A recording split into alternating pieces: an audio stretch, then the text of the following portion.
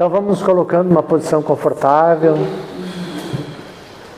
nos desconectando dos assuntos do nosso dia a dia, elevando o nosso pensamento ao nosso Pai de infinito amor e bondade, ao nosso Mestre Jesus, à equipe espiritual amiga da nossa casa, em especial o Dr. Bezerra e toda essa falange que nos assiste, que há tanto tempo já está preparando o ambiente para que o nosso encontro possa transcorrer dentro da normalidade. Obrigado também aos nossos mentores e guias espirituais que proporcionaram que o nosso dia pudesse transcorrer da melhor maneira possível, especialmente numa tranquilidade relativa, para que pudéssemos estar aqui todos reunidos agora em nome do nosso Mestre Jesus para estudar essa doutrina maravilhosa. Também, se aqui chegamos acompanhados de irmãozinhos menos afortunados que nós, que porventura sejam nossos credores do passado ou equipe espiritual achou por bem colocá-los junto conosco para que pudéssemos trazê-los junto hoje, que todos possam ser recolhidos agora carinhosamente junto ao corpo mediúnico dessa casa, onde eles possam estar recebendo os auxílios necessários. Também os irmãos que foram trazidos para participar desse encontro, que eles possam então tirar tanto proveito quanto nós mesmos esperamos. Então vamos dar por aberto agora o encontro dessa noite, em nome de Deus e de Jesus. Que assim seja.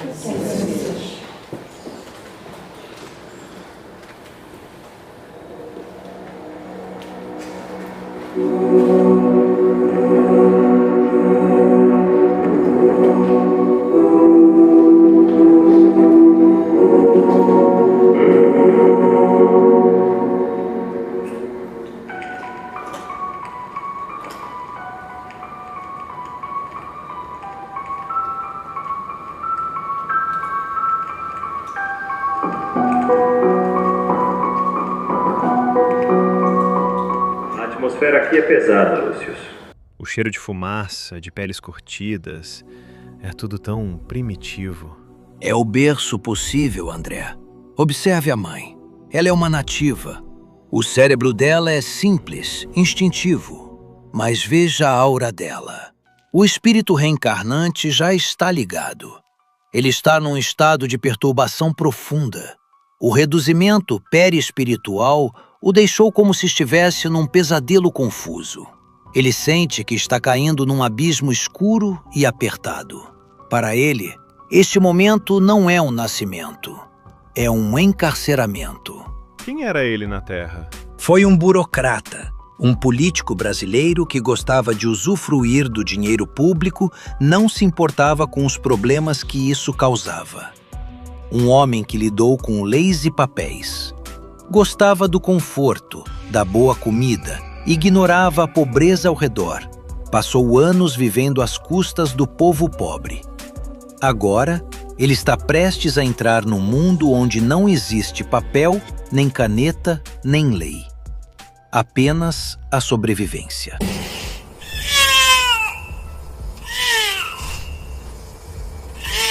Meu Deus, Lúcius. O olhar dele. Não é o olhar de um recém-nascido. Ele está procurando? Ele está acordando, André. Nos primeiros segundos após o parto, a memória do espírito ainda oscila. Ele esperava acordar no hospital. Ele esperava ver luzes elétricas, enfermeiras, o teto branco. Mas ele abre os olhos e vê sombras, rochas, fumaça. E vê o rosto da mãe. O espírito reencarnante já está ligado. Ele está num estado de perturbação profunda.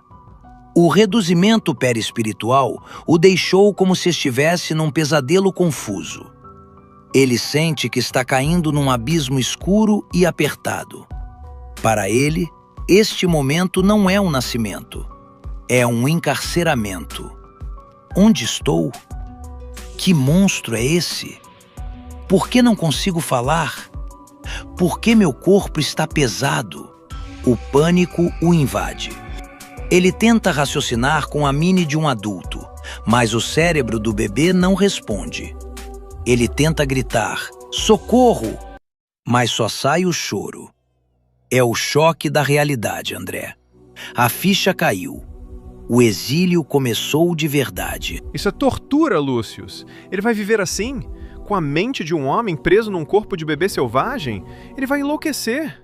Não, André. Deus é misericordioso. Observe agora. A lei do esquecimento entra em ação. O cérebro denso desta raça funciona como um filtro. Ele abafa as memórias complexas. Veja, o olhar dele mudou. O pânico está sumindo. As lembranças da terra, o escritório, a família antiga, o conforto, estão se tornando como um sonho distante que se desfaz ao acordar. Agora, ele sente apenas o instinto. Frio, fome, o calor do corpo da mãe. A cortina de carne fechou. O burocrata adormeceu. O pequeno gigante acordou. Então ele esqueceu quem foi. Esqueceu os detalhes, mas a intuição permanece. Ele será um gigante diferente.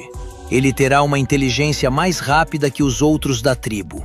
Ele vai inventar ferramentas melhores. Ele vai sentir repulsa por atos de crueldade excessiva. Ele vai, lentamente, civilizar essa mãe e essa tribo, não com discursos, mas com o exemplo de uma alma mais velha num corpo jovem. Vocês observaram que o véu do esquecimento acontece após o nascimento. Isso acontece com a gente também quando reencarna.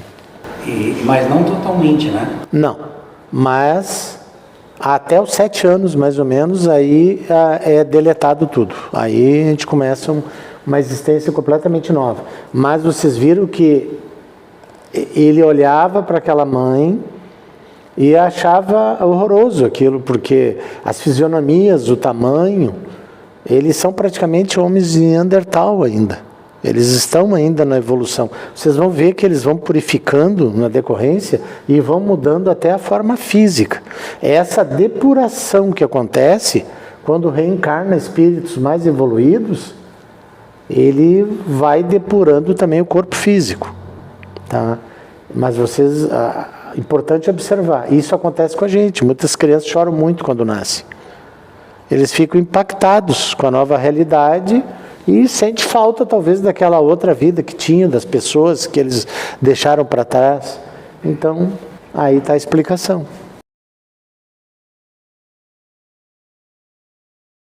Uma planície árida com rochas negras. Um grupo de gigantes machos corre desenfreado atrás de uma besta jurássica. Eles gritam e jogam pedras aleatoriamente.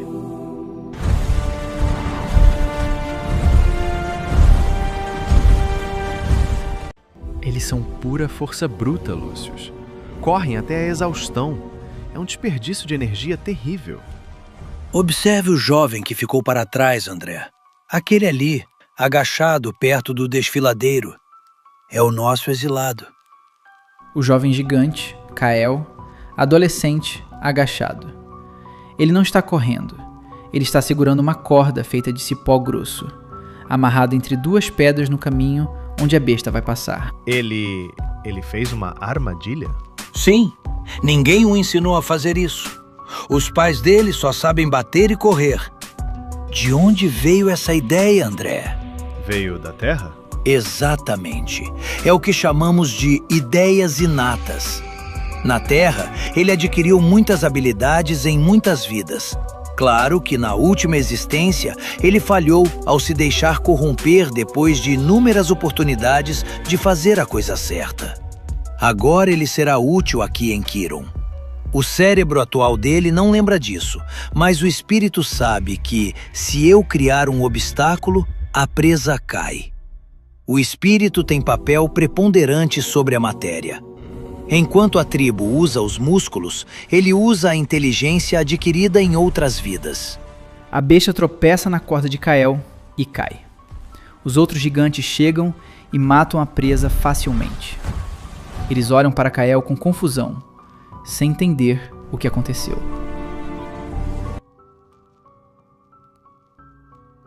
Noite na caverna. A tribo come a carne crua, rasgando com os dentes. Kael está num canto, assando seu pedaço de carne num espeto improvisado sobre o fogo. Ele parece tão solitário, Lucius. Olha a cara dele de repugnância vendo os outros comerem carne crua. É o isolamento do pioneiro, André. O espírito dele rejeita a barbárie. Ele, instintivamente, sabe que o fogo melhora o sabor e evita doenças, embora não saiba explicar o porquê. Mas veja, isso gera inveja. O líder da tribo se aproxima de Kael, derruba o espeto dele no chão e grunhe, ameaçador. O líder está desafiando ele. O instinto animal seria Kael pular no pescoço dele. Observe a reação de Kael. Um nativo puro atacaria, mas Kael, ele respira, ele recua, ele controla a raiva. Essa é a maior prova de que ele é um exilado da terra, o autocontrole. Ele sabe que brigar agora não leva a nada. Ele tem uma visão de longo prazo que os outros não têm. Ele é um estranho no ninho. Sofre bullying por ser fraco, quando na verdade é o mais forte mentalmente. Kael, sozinho, fora da caverna, sob a luz das luas de Kiron. Ele pega um pedaço de carvão e desenha na parede de pedra. Ele não faz rabiscos. Ele desenha um rosto humano simétrico. Ele está desenhando... Lúcius, o traço é perfeito. Simétrico. É a alma dele gritando, André. É a reminiscência. Ele não se lembra do nome dele na terra, não lembra da família que deixou lá. Mas a sensação do belo, da harmonia, da arte, isso permaneceu. Ele desenha para aliviar uma saudade que ele nem sabe dar nome. Talvez aquela mulher desenhada tão perfeitamente seja a esposa deixada na terra. É uma angústia existencial profunda. Nós até já vimos isso na terra. Os exilados de Capela também deixaram suas marcas em cavernas por todo o planeta. São as últimas memórias de um paraíso perdido. Isso ficará nas mitologias e nas religiões das futuras gerações por milênios. E o que vai acontecer com ele? Ele vai morrer de tristeza? Não. Essa angústia é o combustível. Amanhã, ele vai tentar ensinar o irmão menor a desenhar. Depois de amanhã, ele vai tentar ensinar a mãe a cozinhar a carne. Ele vai ser ridicularizado, vai apanhar, vai ser chamado de louco. Mas ele vai plantar a semente. É assim que a civilização nasce, André. Não é com naves descendo do céu. É com um adolescente solitário desenhando na parede e se recusando a ser apenas um animal.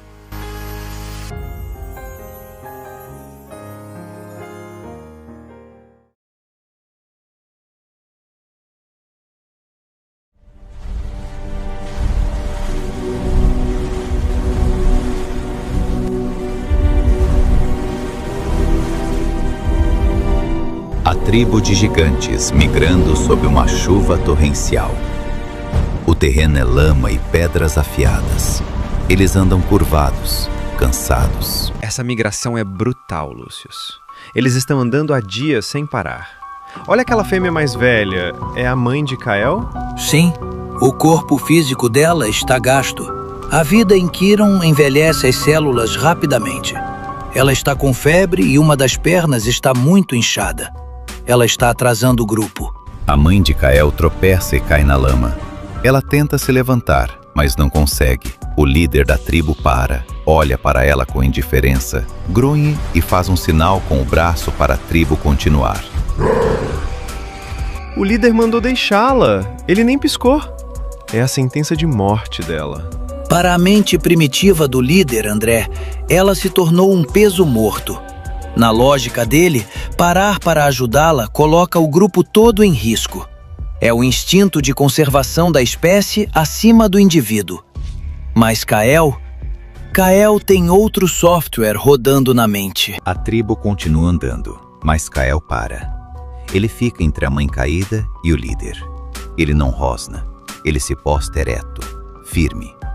O líder para e se vira, irritado. Kael vai brigar com o líder? Ele vai morrer se fizer isso. Não, André. Ele está fazendo algo mais perigoso que brigar. Ele está desobedecendo a ordem social.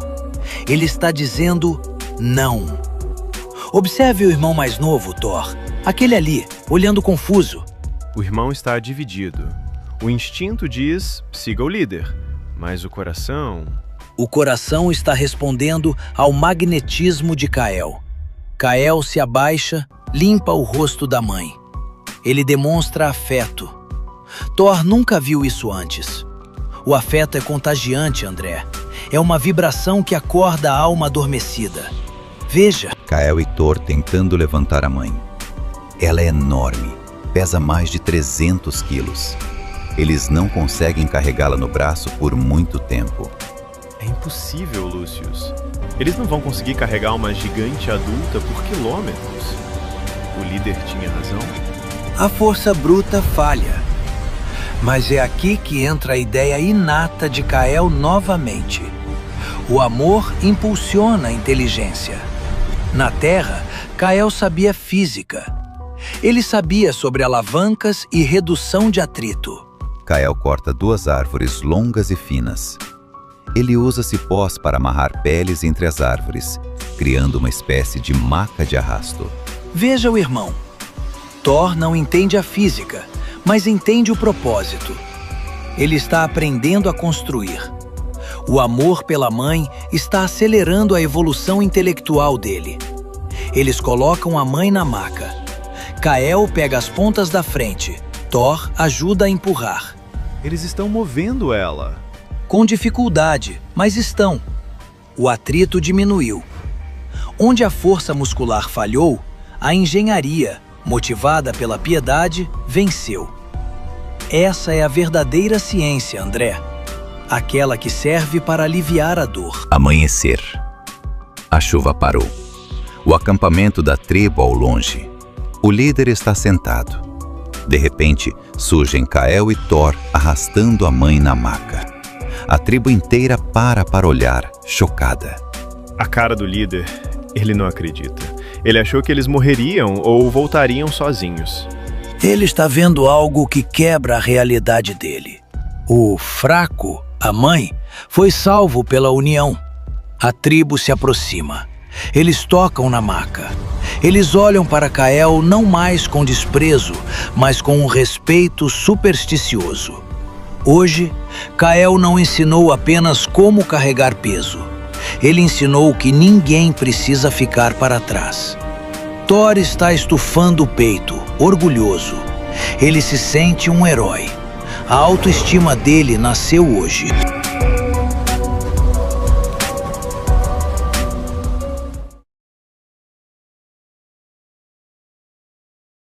O céu de Quiron está negro e roxo. Raios imensos cortam o horizonte. O som é ensurdecedor. A tribo está encolhida no fundo da caverna. Gigantes enormes tremendo como crianças. O líder, Alpha, está gritando para fora, tentando assustar o trovão, mas recua com medo. Eles estão apavorados, Lucius. Olha o tamanho desses gigantes encolhidos no chão. O medo é a emoção mais primitiva, André. Eles não sabem o que é eletricidade. Para eles, o trovão é a voz de uma besta gigante que quer devorá-los. Eles sentem-se desamparados. O líder, que domina tudo na terra, é impotente contra o céu. Kael está sentado perto da entrada, mas não está encolhido. Ele olha para os raios com fascínio, não com terror. Ele fecha os olhos e tenta acessar uma memória. Kael não tem medo? Ele tem o conhecimento instintivo. A alma dele sabe que aquilo é um fenômeno natural. Mas, mais do que isso, o medo dos outros acionou nele uma lembrança poderosa. A lembrança do protetor.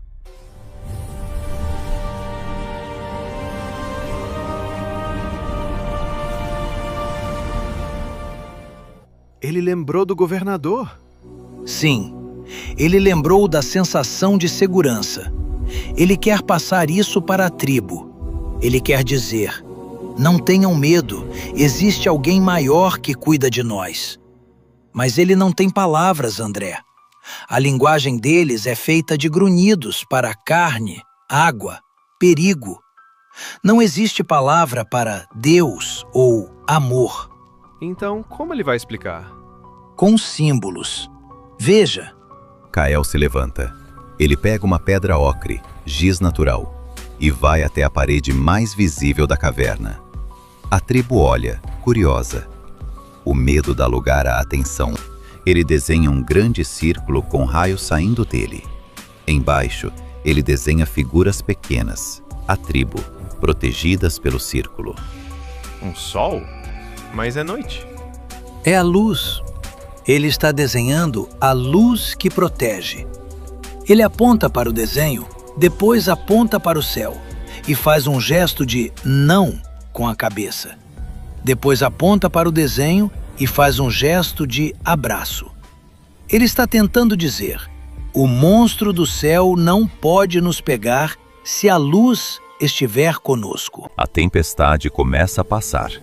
Coincidência meteorológica, mas interpretada como milagre.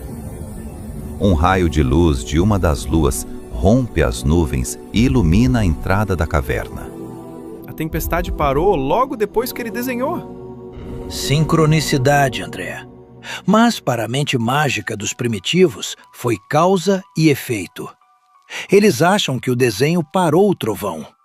Observe o desastre teológico acontecendo agora. O líder da tribo se aproxima do desenho na parede. Ele se ajoelha.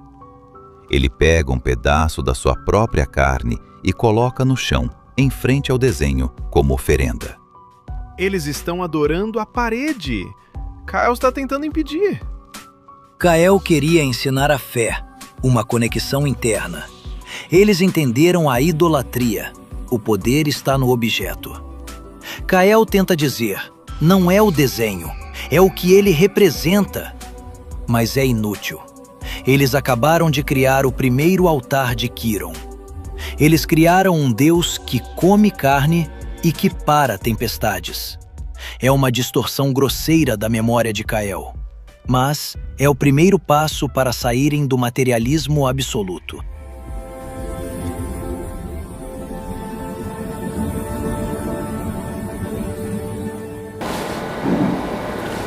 É um sistema de avanços, embora precários e que até, de certa forma, criam coisas absurdas, né? Mas não deixa de ser um avanço, né? Todo tempo são pequenos avanços, né? Coisas detalhes pequenos, muito pequenos. Né? Sim, é evolução, né? Ela tem que cumprir etapas, né? Então, mas já é um avanço que o Espírito... Vocês observaram que nem todo mundo ali tem o mesmo nível evolutivo, né? Aqueles, todos que estão ali na caverna junto com ele, todos são espíritos primitivos, recém-saídos da criação. E ele já é um espírito mais evoluído, certo? Então, ele está ajudando a evolução daquele orbe.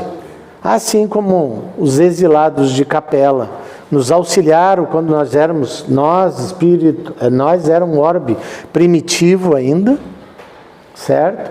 Nós vamos agora ajudar esse orbe primitivo e está chegando aqui no nosso orbe agora seres que estão sendo exilados de planetas que já estão na regeneração, também não conseguiram acompanhar a evolução lá, estão vindo para cá como exilados e vão ajudar na nossa evolução e depois retornarão aos orbes de origem.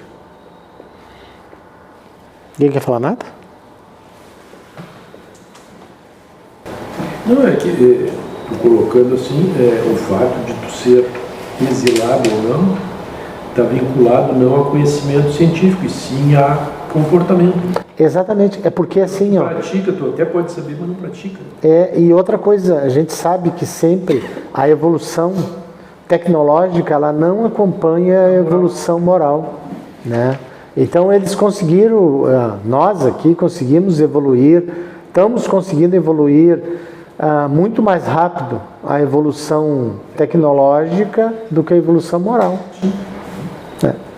Se a gente pudesse observar, por exemplo, o dia a dia do Elon Musk, moralmente é execrável. Sim. Mas ele proporcionou, junto com a forma dele lidar com a equipe e tal, um avanço significativo, né? Sim, referência mundial É. desse plano, desse órgão.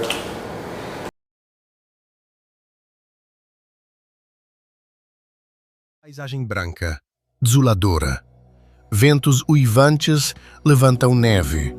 Um grupo de gigantes com pelagem mais espessa, mas ainda primitivos, caminha com dificuldade. A paisagem mudou completamente, Lúcius. Isso aqui é um deserto de gelo. A energia é pesada. Sinto uma angústia de morte no ar. Estamos nas latitudes altas de Quiron. O inverno aqui dura anos terrestres. Observe aquela tribo se abrigando na fenda da montanha. Eles estão no limite. Interior de uma caverna rasa, mal protegida. Os gigantes estão amontoados, pele contra pele, tremendo violentamente. O líder está gritando com a neve? É a impotência da força bruta, André. Ele é o mais forte da tribo. Ele pode matar qualquer besta com as mãos. Mas ele não pode socar o frio. O frio não tem corpo. O reinado da força física acaba onde a inteligência começa. E é aqui que entra o nosso novo exilado. Olhe para aquele gigante no fundo, esfregando as mãos freneticamente. Aquele vamos chamá-lo de Zar. Zar não está rezando ou chorando. Ele está focado. Ele tem 2 pedras e um punhado de musgo seco que guardou dentro da pele de urso que veste. Os outros estão olhando para ele como se ele fosse louco. Estamos morrendo e você está brincando de barulho? Na Terra, Zar foi um excelente engenheiro, porém usou mal a função para fazer fortuna em países pobres. Mas, como você já aprendeu, até mesmo nos pântanos mais fétidos surgem as flores mais belas, como, por exemplo, a flor de lótus. A memória consciente dele se foi, mas a memória sensorial ficou. Ele se lembra do calor. Ele se lembra que movimento gera calor. Veja a insistência dele. Ele não quer apenas a faísca. Ele quer capturar a estrela e colocá-la no chão. Zar muda a técnica. Ele pega um graveto seco e uma base de madeira macia. Começa a girar o graveto rapidamente. Ele sua, apesar do frio. Fumaça começa a subir. Fumaça? Ele conseguiu fumaça! Mas o líder está vindo. Ele parece irritado. O líder vê aquilo como uma ameaça. Para um animal, fumaça significa incêndio, perigo. O instinto manda fugir. A inteligência manda controlar. O líder vai tentar parar Zar. É o eterno conflito entre o conservadorismo do instinto e a inovação do espírito. O líder levanta a mão para bater em Zar. Nesse exato momento, o musgo seco pega fogo. Uma chama amarela e brilhante explode na escuridão da caverna. O líder recua, aterrorizado, caindo de costas. Ele fez fogo! Do nada! O líder caiu de medo. Observe, Zar. Ele não corre. Ele alimenta a besta. Ele coloca gravetos maiores. Isso é um milagre para os nativos, André. Zar criou um sol dentro da caverna. Sinta a mudança na atmosfera psíquica. O medo do frio desapareceu. Foi substituído pelo fascínio. A tribo inteira forma um círculo ao redor da fogueira. O líder, humilhado, está no círculo, mas não no centro. Zar está no centro, alimentando o fogo. Aqui acontece uma revolução social. Antes, quem mandava era quem batia mais forte. Agora, quem manda é quem controla o fogo. Zar tornou-se instantaneamente o xamã, o mago, o líder intelectual.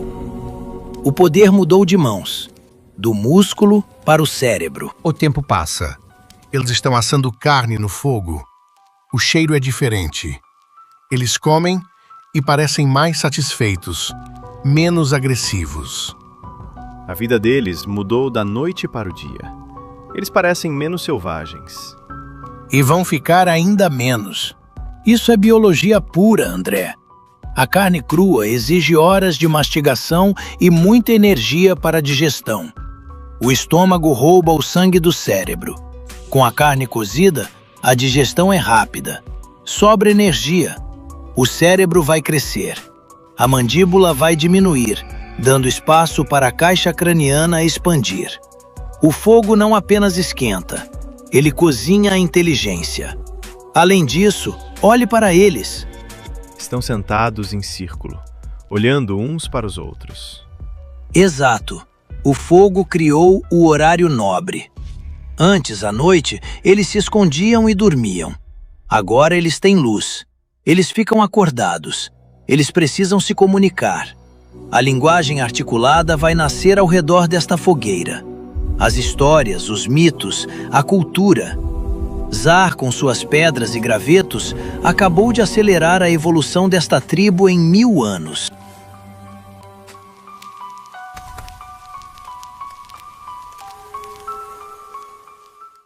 Vocês observaram que ele fez o fogo, né? Mas já existiu o fogo antes. Só que, como é que funcionava? Quando tinha uma tempestade e caía um raio, tinha o fogo. Aí eles iam lá, coletavam um fogo, e existia na tribo um que era o guardião do fogo. Ele carregava sempre uma chama acesa, conforme eles migravam, porque eles não tinham o controle do fogo. Precisava ter uma tempestade, que caísse o raio em algum lugar e fizesse. Então, eles já conheciam o fogo, mas eles não tinham controle sobre o fogo. Essa era a diferença. Então, vocês viram como um exilado adiantou a evolução em 1000 anos do planeta, não só dessa tribo. Vocês vão ver mais adiante que esse conhecimento vai ser transmitido e isso vai ajudar na evolução em 1000 anos. Então, ele vai encurtar o período da transição que esse planeta vai precisar ficar em planeta primitivo em pelo menos 1000 anos. Porque demoraria 1000 anos na evolução normal do planeta para que eles tivessem conhecimento de como produzir fogo. Então, para ver como a providência divina é perfeita em tudo, mesmo colocando espíritos em prova em outros locais, né, espíritos rebeldes, eles ajudam na evolução de outro orbe. Olha, interessante, né, que é uma prisão, né, para eles, né, uma prisão no corpo físico. Sim, sim. Ficou limitado, né, ficou limitado intelectualmente, né, de todas as formas, e ainda num planeta primitivo. O subconsciente dele tem o conhecimento, mas está abafado, mesmo porque aquele cérebro primitivo não tem condições de desenvolver o conhecimento rapidamente. Nem que quisesse o espírito desenvolver, o físico não permitiria. Não. É por isso que vai ser moldado o corpo conforme a evolução. Isso é que nem na nossa sociedade hoje. Quando existe algum delinquente que comete um crime que é julgado pela sociedade que ele não pode ficar, né, em liberdade, o que ele coloca? Ele é colocado num lugar onde, teoricamente, ele possa se reabilitar. É a mesma coisa. Ele está num local onde ele vai poder se reabilitar. E se a gente prestar atenção na história recente aqui, eu digo nos últimos 1000 e poucos anos, teve gente que foi morta porque veio com ideias inovadoras, né? Sim, com certeza. Ainda verdadeiras, mas ameaçavam quem estava no poder. Com certeza. Não foi um nem dois. Não, principalmente físicos, astrônomos. Então, a igreja, principalmente, lapidou muito essas pessoas, né? Galileu foi um exemplo, que ele só renunciou a tudo para não ser queimado na fogueira. O próximo capítulo vai mostrar como isso pode acontecer, né? Sim. Bem direitinho.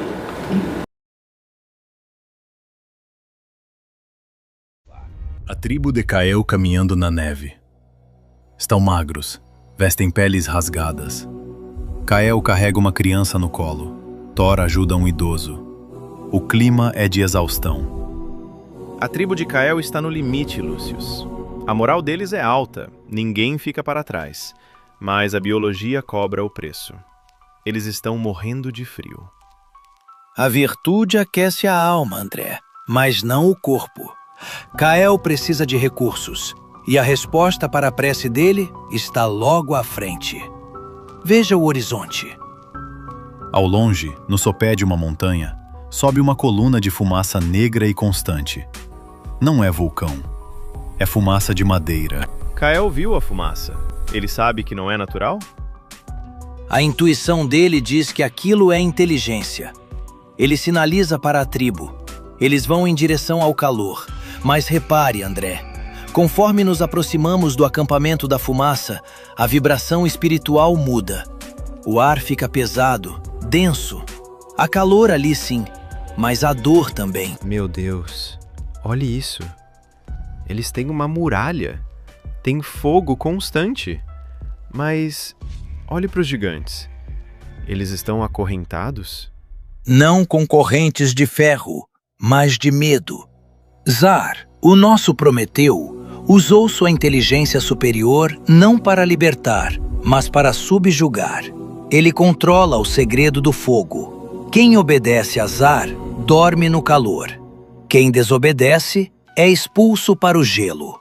Ele criou a primeira ditadura tecnológica de Quiron. Ele se sente um deus entre animais. O orgulho intelectual, André, é a queda dos anjos. Um gigante derruba uma tora de madeira. Zar grita e ameaça queimar com a tocha como punição. E continuam trabalhando. Ele é cruel. Ele usa o fogo como arma. Exatamente. Inteligência sem moral. Eis o perigo. A tribo de Kael chega. Eles são em maior número, mas estão fracos. Zar se levanta no seu trono. Seus guardas armados com tochas e lanças de ponta queimada ficam atentos. O momento crítico. Kael nunca viu fogo controlado antes. Olhe a cara dele de fascínio. Kael reconhece a ideia inata. Ele sabe que aquilo muda tudo. Zar, por outro lado, analisa Kael. Ele vê que Kael carrega os velhos e doentes. Escute o pensamento de Zar. Por que ele carrega esses pesos mortos? Que líder fraco. Zar faz um gesto.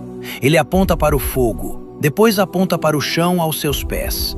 Ele está dizendo: vocês podem entrar e se aquecer, mas você, Kael, deve se ajoelhar e me servir. Zar está cobrando a submissão em troca da sobrevivência. O que Kael vai fazer? A tribo dele está congelando. É o teste da integridade.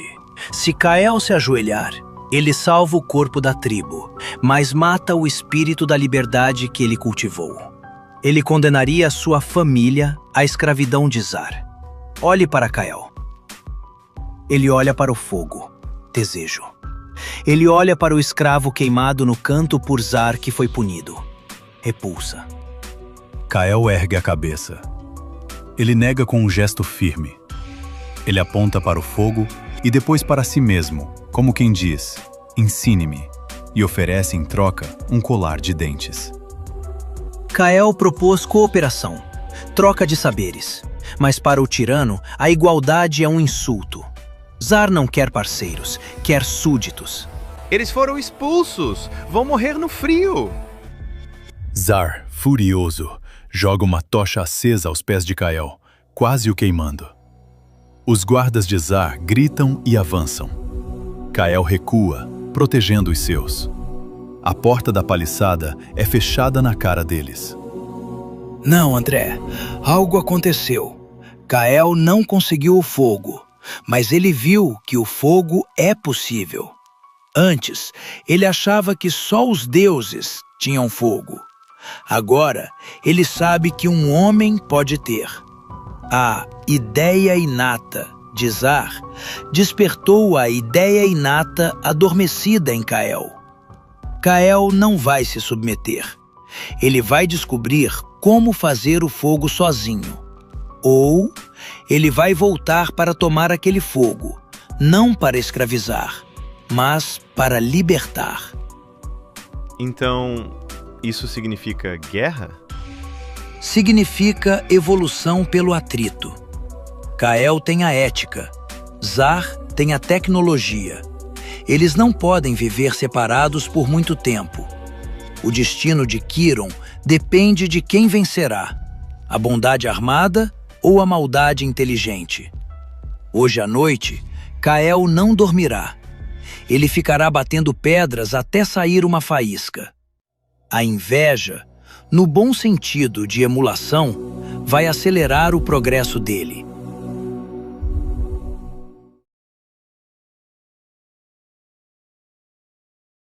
André e Lúcius estão numa esfera de luz acima do acampamento, vestindo túnicas brilhantes com insígnias que remetem à Ordem de Capela. A postura deles é de autoridade. A vibração de ódio aqui embaixo é tóxica, Lúcius. Zar vai atacar ao amanhecer. Ele não quer apenas escravos, ele quer destruir Kael para provar que a bondade é fraqueza. Se houver esse massacre, o trauma ficará gravado no perispírito dessa raça por séculos. A evolução de Kiron vai estagnar. O livre-arbítrio existe, André. Mas na infância da humanidade, a proteção também deve existir. Nós não fomos enviados aqui pelo governador espiritual apenas para anotar a história. Nós somos os jardineiros. Se a erva daninha cresce demais e sufoca a flor, nós podamos. Você está sugerindo uma intervenção direta? Isso é permitido? A violência física não, mas a inspiração sim. Lembre-se de quem nós somos, meu amigo. Você não é apenas um observador. Você foi um dos estrategistas da paz na Terra Antiga. E eu tenho a permissão para tocar a consciência desses líderes. Hoje à noite, nós não assistiremos. Nós trabalharemos. Você vai até Kael. Dê a ele a estratégia da defesa sem sangue. Eu vou até Zar. Eu serei o pesadelo da consciência dele. Interior da caverna improvisada de Kael. Ele dorme inquieto. André, em sua forma luminosa, coloca a mão na testa de Kael. Enquanto o corpo dorme, o espírito se emancipa. André leva o espírito de Kael para um plano mental superior.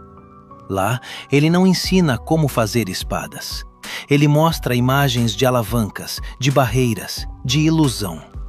Ele ensina que a melhor vitória é aquela em que o inimigo desiste antes de lutar. Kael acorda no meio da noite, suando, mas com os olhos brilhando. Ele corre para acordar Thor. Ele começa a desenhar na neve. Ele teve uma ideia. A tenda de Zar. Ele dorme cercado de peles. Lúcius, em forma austera, luz branca intensa, está de pé, ao lado da cama. Zar se debate, tendo um pesadelo. Enquanto isso, você, Lúcius, foi visitar o tirano. O que você mostrou a ele? Eu não mostrei o inferno. Eu mostrei a solidão. Fiz Zar sentir, por um breve segundo, a dor de todos que ele oprimiu. O fenômeno do choque de retorno. Ele sonhou que estava no topo do mundo, dono de todo o fogo, mas que ninguém conseguia vê-lo ou ouvi-lo. Ele era um rei do nada. O medo metafísico é a única coisa que freia o orgulho de um primitivo. Amanhecer gelado. O exército de Zar, cerca de 20 gigantes armados com clavas e tochas, marcha em direção ao acampamento de Kael. Eles gritam para intimidar. Lá vem eles. Zar parece cansado, olheiras profundas. Efeito do seu trabalho, Lúcius. Mas a raiva o impulsiona. Eles esperam encontrar a tribo de Kael encolhida de medo. Mas Kael ouviu a inspiração. Observe o terreno. Quando os guerreiros de Zar correm para atacar, o chão cede. Kael e Thor cavaram trincheiras na neve durante a noite e cobriram com neve fofa. A linha de frente de Zar cai nos buracos, profundos o suficiente para prender, não para matar. A primeira linha foi neutralizada sem um único golpe. Agora eles tentam dar a volta, mas Kael preparou a muralha de som. Kael e sua tribo surgem de trás das rochas. Eles não têm armas. Eles têm grandes pedaços de madeira oca e peles esticadas, tambores gigantes e chifres. Eles batem em uníssono. O som é estrondoso, ecoando no vale. O som imita o trovão, o medo ancestral dos gigantes. O exército de Zar para. Eles estão confusos. Eles controlam o trovão? Pensam eles. Zar tenta reanimá-los, mas a dúvida foi plantada. O impasse. Ninguém ataca. Kael caminha sozinho até o meio do campo. Ele não carrega uma arma. Ele carrega uma bolsa de ervas e um recipiente de barro. Isso é suicídio. Zar pode queimá-lo agora. Zar poderia. Mas o sonho da noite passada ainda ecoa na mente dele. A mão dele treme. Kael faz o movimento final. Ele joga o pote de barro aos pés de Zar. O pote quebra e revela uma pasta verde. Remédio. Kael aponta para a perna ferida de Zar. Uma ferida antiga que não cicatriza. Kael imita o gesto de cura. Depois, ele aponta para a tocha de Zar e faz o gesto de troca. Eu curo sua dor, você me dá o calor. É a primeira proposta comercial da história. Os guerreiros de Zar olham para o líder. Eles também têm feridas. Eles também sentem dor. Se Zar matar o curandeiro, eles nunca terão alívio. Zar percebe que perdeu o controle da narrativa. Se ele atacar agora, seus próprios homens podem se revoltar. A inteligência dele calcula o risco. O pesadelo da solidão volta à mente dele. Zar, relutante, entrega a tocha. Kael pega com cuidado. Kael deixa as ervas no chão.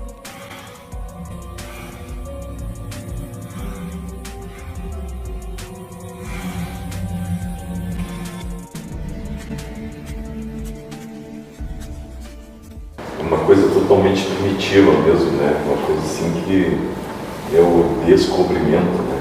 Sim. Das coisas que, claro, a gente hoje, a nossa evolução é uma coisa absurda, mas é o primeiro impacto, né? Sim. Mas se repete só em outro nível, né? Porque se tu pensar, se repete isso só que num outro nível. Porque hoje tu troca, sei lá, a tecnologia de determinado país com o poder de fogo de outro país, né? Tu continua com a mesma relação, só que num outro nível. Né? Bilhões em arsenais e gente morrendo de fome. Isso aí. Ontem ainda estava lendo sobre o príncipe herdeiro da Arábia Saudita. Eles gastaram, pararam agora em 24, um projeto que eles gastaram mais de 50 bilhões de dólares, entendeu? Porque deu vontade nele fazer e tinha o recurso. Presta atenção o que é esse valor mesmo, porque a gente não consiga dimensionar. Isso tira a fome de alguns bilhões de pessoas. 50 bilhões de dólares, está lá enterrado no deserto dele. E se prestar atenção nisso aqui, fazer uma analogia com o nosso dia a dia, resguardadas as proporções, isso é uma constante.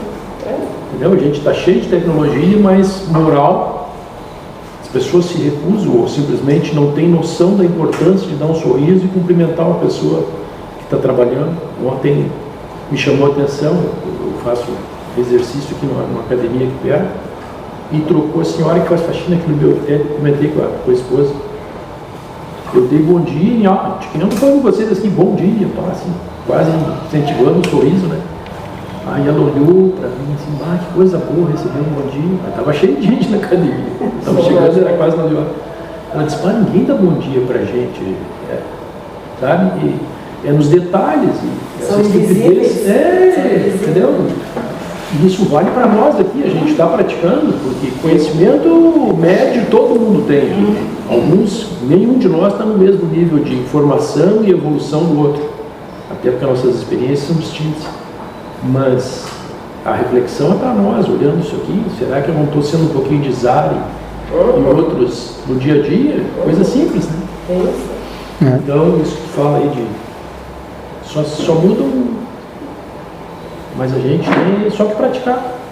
Falou do Elon Musk lá, se ele desliga tal da Starlink, aquela, eu acho que as lideranças mundiais nem deixam, porque aquilo deixa o planeta em caos, né? Uma simples, né? O cara é, teoricamente ele é dono, mas se ele mandar desligar, eu acho que ninguém desliga, né? Então tem remédios aí, medicamentos que estão segregados porque não há interesse econômico em nenhum lugar, porque a doença dá muito valor, né? Exatamente. A gente ouve. Os remédios não são feitos para curar, né? Para gerar fluxo de caixa. E a gente só sabe o que deixa a gente saber, na realidade. A gente se esforça aqui, mas é muito... Mas é bem interessante isso aí, né? Porque imagina, ele demonstra assim, ó, ajuda, deixou ali que a maioria dos animais é tipo assim, né? Tá doente, tá mal, fica para trás. Sim. Não atrapalha. Tem tribos no Brasil, né? Aí vem ali a negociação. Extingue, né? Já começa, agora por último ali, né? Tipo, os líderes, né? Negociando, tu dou fogo, tu te dou remédio. Quer dizer, é o dia a dia aqui, é uma negociação constante. E é interessante assim, porque tu vê, eles todos foram para lá porque fizeram algo bem ruim para a humanidade, né? E mesmo assim lá ainda tem gente que é melhor, que é boa, vamos dizer assim, né? Eu só tenho dúvida quando tu diz assim, fizeram coisa bem ruim ou simplesmente se omitiram. Também. Eu acho que é sutil a diferença, mas é muito importante para a nossa reflexão. Porque a gente fala do povo dele ali, mas a nossa missão enquanto sociedade, por um monte de coisa, nos leva a situação que às vezes é desconfortável, né? Sim. Imagina depois de viver num mundo moderno e tudo. Não, se tu estiver ali com a memória daqui. Voltar, né? E recomeçar, né? Não tem antidepressivo. Recomeçar do zero. Mas se eles tivessem mantido a memória, sabe o que eles seriam? Eles seriam usar. Eles iriam escravizar todo mundo ali. Sim. Eles não podem ter o conhecimento. Claro que não pode. Entendeu? Porque eles iriam escravizar, eles seriam imperadores. E aí o que acontece? Ia ter vários imperadores, e aí o que ia ter em consequência? Guerras. Assim mesmo com o véu do esquecimento acontece, né? Então a essência da pessoa, isso é a essência. Exatamente por isso que eles estão lá e não estão aqui, mas eles estão ajudando o planeta, porque nós vamos ver na evolução do próximo encontro que esse já não é mais um planeta primitivo iniciando a sua evolução. Ele já está se encaminhando para um planeta primitivo, certo? Que vai evoluir a expiação e provas. Todo mundo sabe os níveis planetários que existem, que a espiritualidade nos trouxe? Planeta primitivo é o primeiro, expiação e provas onde nós nos encontramos, planeta regenerador é o intermediário, é onde esperamos que nas próximas encarnações tenhamos autorização para lá e reencarnar. Planetas felizes e planetas angelicais. Então, para vocês verem que nós estamos muito mais perto do início do que do final, certo? Só que assim, esse planeta está nos acompanhando a nossa caminhada espiritual, como capela também está. Então, quando nós regenerarmos, que já deveríamos ter regenerado, não regeneramos por causa de todos esses espíritos ainda renitentes em fazer o mal, tá? Inclusive nós mesmos, tá? Porque nós podemos ser, como nosso irmão falou, nós podemos ser os mornos. Se lembra que eles falaram no último encontro? É aquele que não faz nada. Ele não prejudica, mas também não ajuda. Ele é egoísta, né? Então, E nós também prejudicamos a evolução do orbe. Emmanuel nos diz que já deveria ter mais de 50 anos já ter sido feita a evolução. Então, quando eles chegarem no final ali, esse orbe já vai estar evoluindo para expiação e provas. Certo? E nós vamos estar regenerando. Então, os que forem sendo exilados daqui para frente, não vão chegar mais como esses chegaram. Sim, vamos a Kiron. Mas já vai ter uma certa evolução e já não vão mais ter o trabalho que todos tiveram que passar ali, porque já vai ter o fogo, eles já vão ter construído moradias, então já vai ter um pouco de conforto mesmo que mínimos, porque quando eles chegaram ali, eles eram homens das cavernas. Vocês viram que eles migraram. Por que eles migraram? Porque eles ainda, vocês observaram que eles não conhecem a agricultura ainda. São coletores. Eles são caçadores-coletores, como o homem primitivo era. Então eles migram atrás da caça, da subsistência. Quando eles evoluírem, a criarem a agricultura, e aí eles vão se estabelecer em regiões do planeta. E aí a sociedade vai se firmar mesmo como uma sociedade. Então, para vocês verem que eles ajudaram a evolução em praticamente uma encarnação, eles avançaram quantos anos? Né? Vou dar um exemplo aqui. As nossas 3 etnias de povos originários que nós temos, que é o Charrua, o Caingangue e o Guarani, eles aprenderam a plantar com a civilização branca, porque eles não plantavam, ou seja, eles eram coletores. Então, quando os portugueses, ou talvez outras civilizações chegaram aqui, então no mesmo planeta tu tinha uma diferença de estágio de evolução. Ainda tem. E ainda tem, porque se tu pegar algumas tribos na Amazônia, eles não têm contato com a civilização ainda. Essas tribos são seres primitivos, como Kiron, como aquele pessoal de Kiron que vive entre nós. Eles estão aqui para aprender e evoluir um pouco mais rápidos, para também retornar aos orbes de origem, auxiliando aqueles povos. Mas os índios, algumas tribos indígenas, não todas, são espíritos recém-saídos da mão do Criador ainda. São espíritos primitivos ainda. E ali na costa da Índia tem uma ilha, Sentinela do Norte, que tem indígenas que são canibais ainda. Ninguém pode aportar lá. Existe uma restrição legal que ninguém pode descer lá. Nem os indianos, ninguém pode. E eu vou dizer para vocês uma coisa, tá? Se vocês pegarem e entrar no YouTube, alguns países da África, é Kiron. Nós não precisamos ser mandados para Kiron, basta reencarnar em alguns países da África. Eu vi eu estava vendo no YouTube, entrou aleatoriamente, nós de manhã, acho que era no sábado, né? E aí nós ligamos a TV e estava mostrando um pessoal que transportava bananas, cachos de bananas. Eles transportavam cacho de banana porque lá eles fazem uma cerveja com aquilo. Uma cerveja de banana. Então eles têm que carregar. Olha, vocês não acreditam. O esforço que eles fazem, a quantidade de bananas que eles carregam numa bicicleta. Não tem câmbio, não tem nada, é uma bicicleta convencional.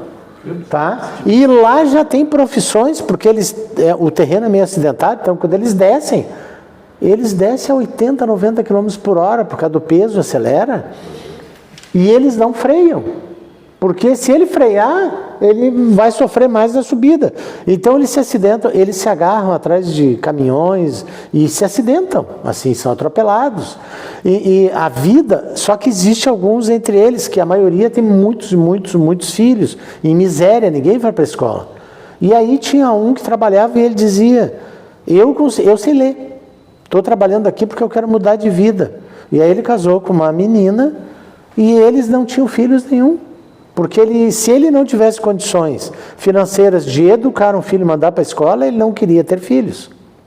Então os dois, e ela não queria ter filhos também com ele, porque ele exercia uma profissão muito perigosa.